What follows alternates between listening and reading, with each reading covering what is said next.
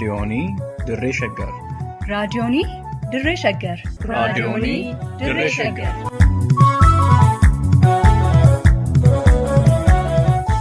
raadiyoonii Dirree Shaggar.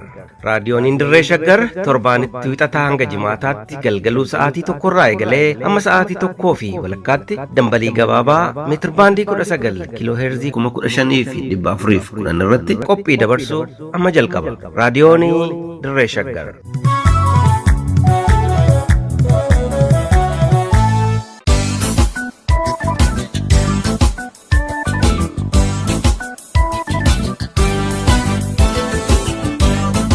Haqaa fi hanqii.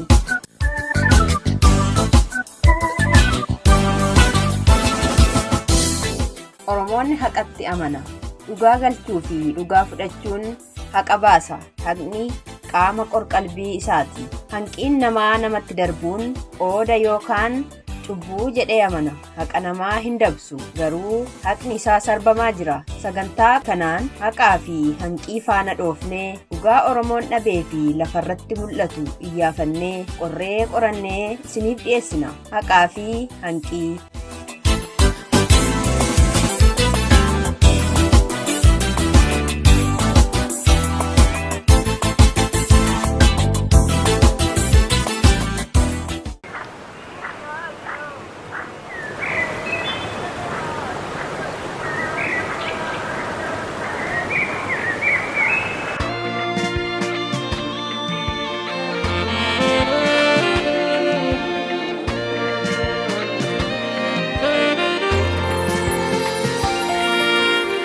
Saffiseen fiiga jenna suksuki fiigi jedhu maal abbaashiin suksuka harreedeen fiiga malee gamni dubbii hubate hayyuun faloo falata iyyoon jettuu yagoode sichira jinna lata qoree gadi dhaabanii yayyoolee Odaan buqqisuun maali yayyooko hammeenya kunuunsanii yayyoolee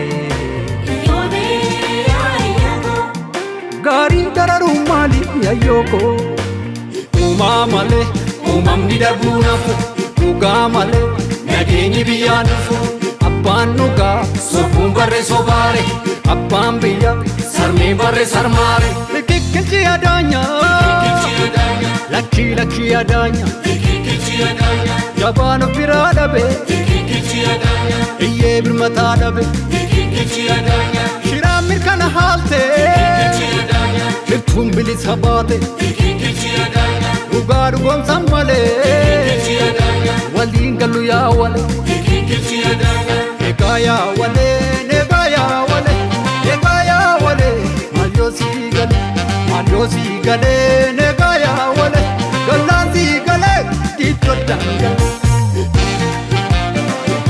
yoo siin galee kam adaan galee kam yoo siin galee kam adaan galee kam.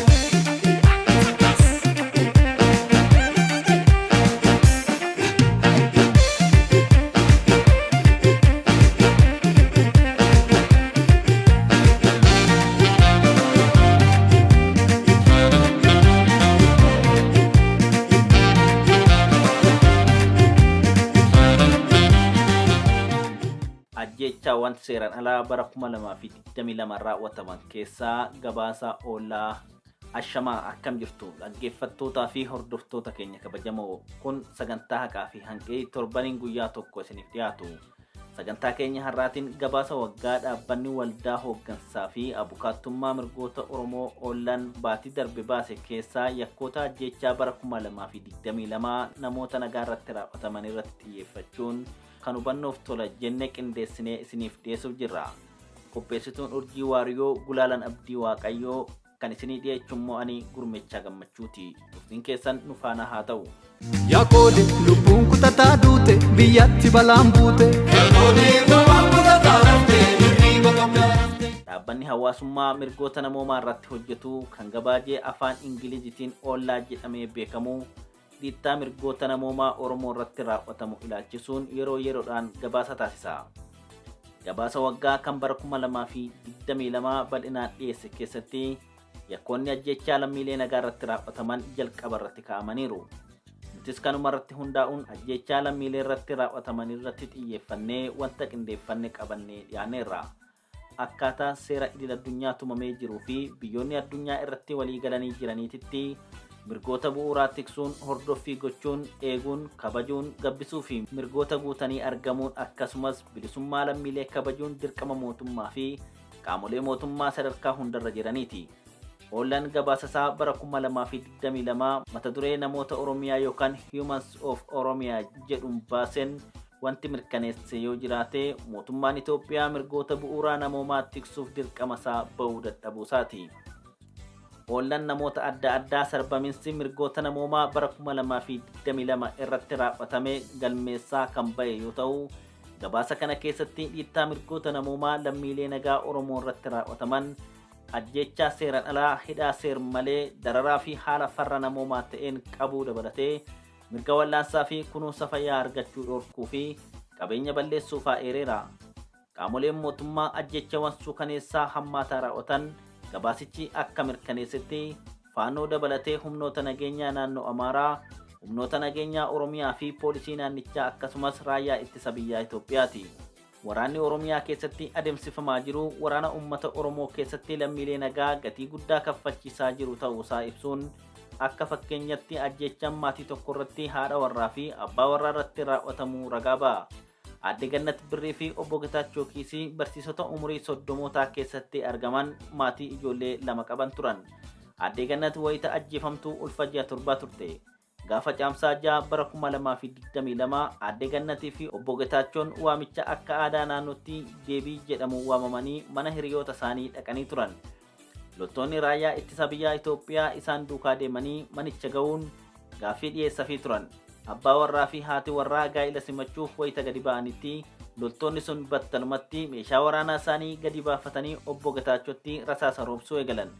OMN yaada namoota waabeffachuun akka gabaasetti obbo Getaachoon qaama isaa rasaasaaf kennee haadha warraasaa Aadde Gannat haguugee oolchuuf yaalaa tureera. Loltoonni raayyaa ittisa Itoophiyaa sun dhukaasa waan hin dhaabiniif lamaan isaanittuu rasaasa roobsuun lubbuu obbo Getaachoo battalumatti yoo galaafatan, Aadde Gannat ammoo turtii sa'a tokko booda miidhamarraa dandamachuu dadhabdee addunyaa kanarraa du'aan boqatte. Hiriyaan obbo Getaachoo tokko akka dubbatettis loltuun rasaasan isaan rukute sun rasaasa itti roobsuun ajjeesuu isaa dura otoo firoonni keessan waraana bilisummaa Oromoo keessa jiran nu ajjeesaa jiranii isin nagaan hin jiraattan yoo jedhuun dhaga'uusaa ragaa ba'eera. Miseensi maatii jara ajjeefamanii hojjetaa Ollaa waliin waa'ee haleellaa kanaa yoo ibsu taateen otoo hin raawwatin ji'a tokko dura obbo Getaachoon hoogganaa birkii nageenyaa aanaa Gindabaratiin doorsifamaa turuu addeesse. Yaabode ulaa warra bullallee cufuun sun hin uummalle. Yaabode ulaa warra bullallee cufuun sun hin uummalle. Hojjetaan Ollaa miseensa maatii Muummee Bushuraa jedhamu waliin haasa'ee akka mirkaneessetti muummeen sababa ilaalcha isaatiif qofa humnoota nageenyaa Itoophiyaatiin gurraandhala 8 bara 2022 ajjeefameera. Akka maatiin ibsutti muummeen umuriin isaa 25 kan ture yoo ta'u ijoollee 2 qaba ture. Godina Harargee Ba'aa aanaa Gooroo guutuu keessa kan jiraachaa ture muummeen daldala jimaa hojjetuun maatii isaatiif madda galii bakka bu'aa hin qabne argamsiisaa ture. Maatiin akka jedhutti muummeen sabboonaa Oromoo deeggaraa kaafaa fi nama hayyuu siyaasaa Jawaar Mohammad dinqisiifatu ture. Jawaar Mohammad erga hidhamee booda muummeen yeroo baay'ee qabamee hidhamaa hiraarfamaa kan ture yoo ta'u, sababa Jawaar Mohammad leelliseef qofa humnoota nageenyaa Itoophiyaatiin doorsisnii fi hidhaa irratti gaggeeffamaa tureera. Ajjeefamuu isaatiin baatii 8 dura dararaa dadhabee gara dirree dhawaatti baqachuuf dirqamee kan ture muummeen Jawaar hidhaarraa bahuu hordofee gara Gooroo guututti deebi'ee ture. Gaafa fulbaana 8 bara 2022 ganamaa humnoonni tikaa Itoophiyaa fi miseensonni milishaan Oromiyaa mooraasaa yeroo seenan muummee Bushuraa maatii isaa waliin mana isaa ture. Akka maddi Ollaa ibsutti miseensi humnoonni tikaa Itoophiyaa tokko Jawaar keessan hiikamus waan fene gochuu nu dhorkuu hin danda'u, bakka itti nu jalaa deemtu hin qabdu jechaanii ture. Dhukaasa itti banee muummee ajjeesuu isaatiin dura miseensi kun itti dhukaasee muummee Bushuraa maatiidhuma isaa fuulduratti ajjeese. gabaasni ollaa itti fufuun ajjechaa tajaajilaa amantii irratti raawwatame ibsa. Gabaasichi akka mirkaneessutti tajaajilaa amantii kan ta'e Paastar Kaffaaloo Durii Baay'isaa dhukaasee kan ajjeese milishaa Amaaraa Faannoo jedhamuun beekamudha. Paastar Kaffaaloon godina Horroo Guduruu Wallaggaa keessatti fulbaana 3 bara 2022 kan ajjeefame yoo ta'u, firri dhiyoo Paastar Kaffaaloo tokkollee akka waliin ajjeefame beekameera. Paastar Kaffaaloo Durii Baay'isaa Horroo Guduruu Wallaggaa keessatti paastarii yookiin tajaajilaa amantii yoo ta'u, waldaa warra wangeelaa Abuna Horroo Guduruu Wallaggaatti tajaajilaa ture. Paastar Kaffaaloon dirqama paastarummaa isaa cinaatti abbaa warraa fi abbaa ijoollee 5 ture. Maatiin isaa akka ibsanitti Paastar Kaffaaloon nama beekamaa akka turee fi miseensa hawaasaa naannichaa kabajamaa akka ture, keessumaa tajaajilaa waldaa dhiibbaa guddaa geessisee fi akkasumas gorsa inni hawaasaaf kennuun beekama. Maatiin isaa itti dabaluudhaan akka jedhanitti Paastar Kaffaaloon abunaa fi gandoota ollaa isaatiif macaafa qulqulluu lallabuu erga eegalee waggaa 20 ol akka ta'ee fi barii tokkollee akka hin qabne dubbatu. Gaafa fulbaana 3 bara 2022 hawaasni abunaa akkuma tasaa kan haleelame yoo ta'u, haleellaan kun halkan walakkaa hidhattoota Amaaraa Faannoo jedhamaniin taasifamee ture. Namoonni ijaan argan akka ragaa bahanitti hidhattoonni Faannoo Amaaraa jedhaman kunniin ganda kana weeraruudhaan haleellaan jiraattota gandichaa irratti raawwatan lammiilee sabaan Oromoo ta'an irratti kan xiyyeeffate ture. Gabaasni kun akka agarsiisutti haleellaa kanaan namoonni 20 ol ta'an akka ajjeefaman, qabeenyi guddaan akka saamamee, horiin gaanfaa 700 ol akka hataman beekamee jira. Ragaaleen ollaa taateewwan kana irra deebi'anii kan dubbatan ta'ee, haleellaan kun lammiilee nagaa keessaayyuu kan sabaan Oromoo ta'an irratti xiyyeeffachuun isaa yakkichi hammaataa akka ta'u godhee jira. Akka miseensi maatii Paastar Kaffaaloo himanitti, Kaffaaloon dhukaasa baname kanaan mooraa waldaa amantii keessatti rukutamee ajjeefame. Wanti nama gaddisiisu ammoo haati warraasaa fi ijoolleen isaa hokkoraa fi haleellaa raawwatame irraa kan ka'e namoota naannoo kumootan lakkaa'aman biroo wajjin naannoo sanarraa humnaan buqqa'uuf waan dirqisiifamaniif reeffa isaallee awwaallachuu hin dandeenye. Yaaqoode dhugaan ifa jaallatti of eegiyya daalatti. Yaaqoode dhugaan ifa jaallatti of eegiyya daalatti. Feenet Alamaayyoo barattuu ganna 16 yoo taatu, obboleessi ishii immoo Iyyoob Alamaayyoo dargaggeessa ganna 27ti. Ijoolleen kunniin barnoota isaaniitti hedduu jajjaboo akka ta'an himu abbaan isaanii obbo Alamaayyoo Taaffasaa yaada BBCf kennaniin. Abbaan barattuu Feenet Alamaayyoo abjuun isaanii milkaa'ina ijoollee isaan waltajjii guddaa namoota milkaa'oo ta'anii irratti arguu ture malee reeffa daa'imman isaanii diinqasaa keessatti arguu akka hin turre himu. Maatiin obbolaawwan lamaan magaalaa Naqamteetti dhukaasa humnoota mootummaatiin ajjeefamanii wanti irratti ta'e ormarra akka hin geenyeef yakki ajjechaa lammiilee nagaa irratti raawwatamuu isaanumarratti dhaabbachuu akka qabu ibsu. Sadaasni 6 barri 2022 Naqamteetti uffata gaddaa uffistee darbitee jedhu namoonni biroo yaada kennatan. Mana tokko keessaa hangafaa fi quxusuun walirratti irbaata rasaasaa ta'an. Kun kan raawwate magaalaa Naqamtee ganda Duwwaa 7 naannoo Burqaa Jaatoo jedhamee beekamutti. Guyyaa kana ciree nyaatanii akkuma yeroo kaanitti gara waldaa deemuuf qophaa'anis sagaleen dhukaasa jajjabaa magaalattii keessatti dhaga'amuusaa hordofuun wal waraansi waraana bilisummaa Oromoo fi humnoota mootummaa gidduutti magaalicha keessa jiraachuu hubatanii gara waldaa dhaquu hafuuf murteessanii mana turan maatiin obbo Alamaayyoo. Sagantaan gara mana amantaa deemuuf qabatanii turan erga hafee namuu mooraa keessaa akka hin baaneef walitti himanii manuma ooluu murteessanis balaa dhuferraa akka namni himu obbo Alamaayyoo Taaffasaa battalumatti ilmi isaanii hangafti Iyyoobii fi isheen quxusuuf Feenet gara goorduubatti darbanii turan. Kanumaan otoo jiranii daqiiqaa tokko keessatti sagaleen dhukaasaa gurrarraa isaan iyyuu himan. Abbaan ijoollee kun fiiganii gara kutaa ijoolleen jiranii yoo dhaqqabanuu Feenet daa'imni ganna 16 mormarra rukutamtee kuftee dhiigaan faalamuu fi obboleessi ishii Iyyoobis yeroo isaan bira gahanitti sagalee dhageessisee lubbuun keessaa ba'uu akka argan dubbatu. Ijoolleen kunniin otoo wajjin haasa'anii daqiiqaa tokko keessatti qaroo isaanii bitaa fi mirgaa dhabuu dubbatu. Obbo Alamaayyoon battala sanatti naasuun weeraramuu fi iyyanis birmannaa dhabuu himan. Iyyanis namni hunduu sodaa keessa waan tureef battala sanatti namni isaaniif birmate akka hin turre haala guyyichaa kan yaadatan abbaan ijoollee ajjeefamtee obbo Alamaayyoon daqiiqaa muraasa booda namoonni akka isaan dhaqqaban dubbatu. Ijoolleen isaanii kunniin ijoollee naamusaan guddatanii fi ijoollee jaallatamoo akka ta'an kan himan obbo Alamaayyoon wanti akka kanaa tasumaa nu mudata jedhanii yaadanii akka hin beekne ibsaa turan. Daa'imni xiqqoon Feenet Alamaayyoo barnoota isheetti qaroo ta'uu himanii kutaa tokkoffaarraa eegaluun qabxii gurguddaa waan galmeessituuf abdii guddaa irra kaa'atanii turan. feenet garuu otoo mul'ata ishee faana dhooftuu hireen farraa mataa ishee mare. Qormaata ministirii barnoota kutaa 8ffaa qabxii guddaa 100 keessaa 99.1 fiduu isheetiin alatti egeree ishiitiif maal akka taatu waan beektuuf barnoota ishiitiif baay'ee bakka kenniti turtee jedhu abbaan ishee. Obboleessi ishee hangafaa Iyyoobis bara dabree digirii 2 eebbifamuu isaa fi amma immoo barnootaaf gara biyya alaa deemuuf waan hunda xumuratee taa'aa ture jedhu. Kan isaan mudate hooda ta'uu himuun lapheen isaanii hedduu cabuu fi haati daa'imman kanaa hanga yoonatti namummaatti akka hin deebine himu. Magaalaa walakkaatti sanuu mana ofii keessatti taatee akka kanaaf saaxilamuun waan nama dhibu ta'uu ibsanii garamitti akka baqataniif eenyutti akka iyyatan akka wallaalan dubbatu. Rasaasni fooddarraan ijoollee isaanii galaafatte qiyyaafannoodhaan ta'uu wantoonni akeekan jiraachuu ibsuun gaddi guddaan akka kanaa qe'ee isaanii seenus qaamni mootummaa gara isaanii dhaqee isaan gaafatee fi dogoggora yookiin balleessadha ittiin jedhallee akka hin jirre himan maatiin ijoollee lamaan dhaban kun. Uumaa malee uumamni darbuu rafu dhugaa malee nageenyi biyyaan dhufu abbaan dhugaa sobuun barreessoo baare. Akka waliigalaatti ajjeechawwan kunniin fakkeenyummaaf kan filatamaniif ragaa guutuu waan argameef malee yakki ajjeechaa lammiilee nagaa irratti bara 2022 raawwatame kana qofaa miti. Fakkeenyota gaggabaaboo qofa kaasuu dandeenya. Kan jalqabaa yakka ajjeechaa taarikuu ittaanaa irratti amajjii 31 bara 2022 raawwatame. Kunis seenaa ajjeechaa keessatti nama sa'aatii malee alatti argamuudhaaf ajjeechaa ajjeefame. Kan lammataa ajjeechaa horsiisee bulaa Karrayyuu irratti bitootessa 10 bara 2022 raawwatame. Sadaffaan namni haga xinnoof ajjeechaa jalaa bitootessa 24 bara 2022 miliqee sababa malee ilma isaa jalaa waxabajjii 7 bara 2022 ajjeesan jedha abbaan mucaa waggaa 14. Durbiiwwan lamaan waxabajjii 14 bara 2022 humnoota nageenyaa mootummaa Itoophiyaatiin ajjeefaman. Shanaffaan barataa humnoota mootummaatiin kaaffee keessatti haleelamuun waxabajjii 28 bara 2022 ajjeefame.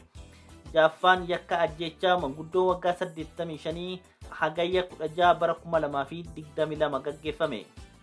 Torbaffaan Moo'iboon Baqqalaa asxaa dargaggoota Oromoo kan onkoloolessa 25 bara 2022 ajjeefame. Saddeettaffaan ajjeechaa manguddoo ija uummataa fuulduratti sadaasa 1 bara 2022 raawwatamee fi kan kana fakkaatan hedduu ture. Gabaabumatti gabaasni waggaa oollaan ajjeechaa seera malee irratti xiyyeeffachuun baasee hojii farra namummaa mootummaan Itoophiyaa ittiin beekamu addunyaaf kan saaxile ta'ee argama. Mootummaan Itoophiyaa ajjeechawwan kanneen hundaaf qorannoo walabaa hayyamee yakkamtoota seeratti akka dhiyeessuuf oollaan waamicha kan godhe yoo ta'u nutis gama keenyaan hawaasni addunyaa Itoophiyaa irratti dhiibbaa barbaachisaa akka godhu asumaan gaafachaa qophii kana goolamnaa horaa bulaa. Shiraan mirkana haaltee hirtuun bilisa baate dhugaa dhugoomsan malee waliin gallu yaa wale egaa yaa wale negaa yaa wale egaa yaa wale maal yoo sii galee negaa yaa wale gallaan sii galee diittoo daangale yoo sii galee ka adangaleka yoo sii galee ka adangaleka.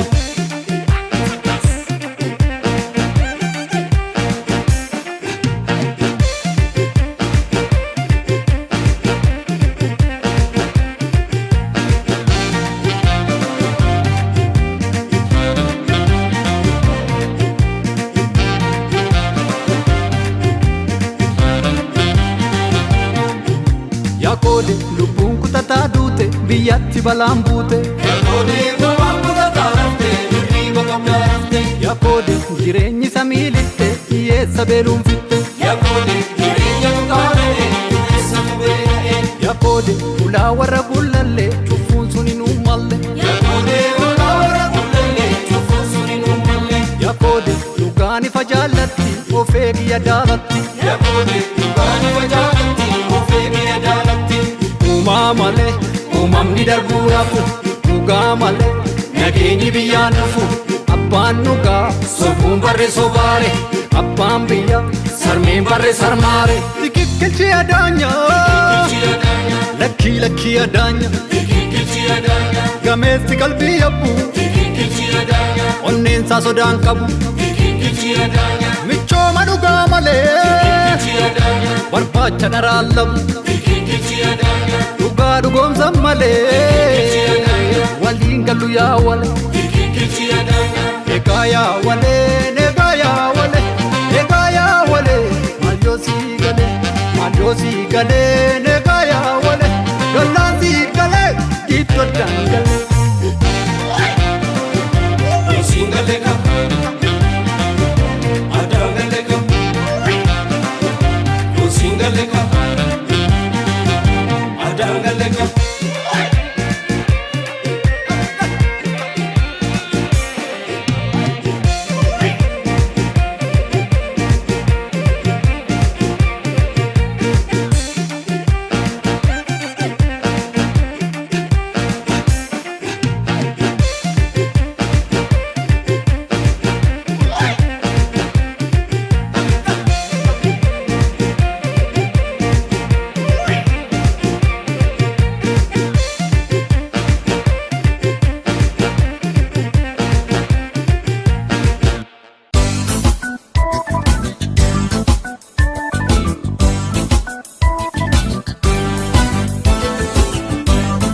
Haqaa fi hanqii.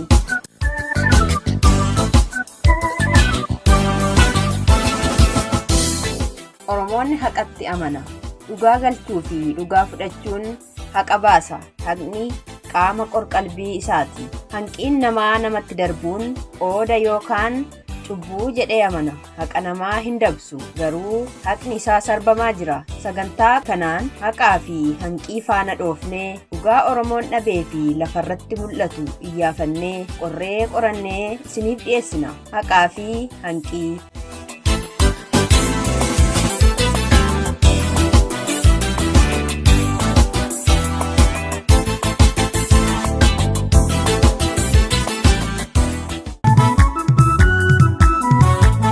raadiyoonii dirree shaggar.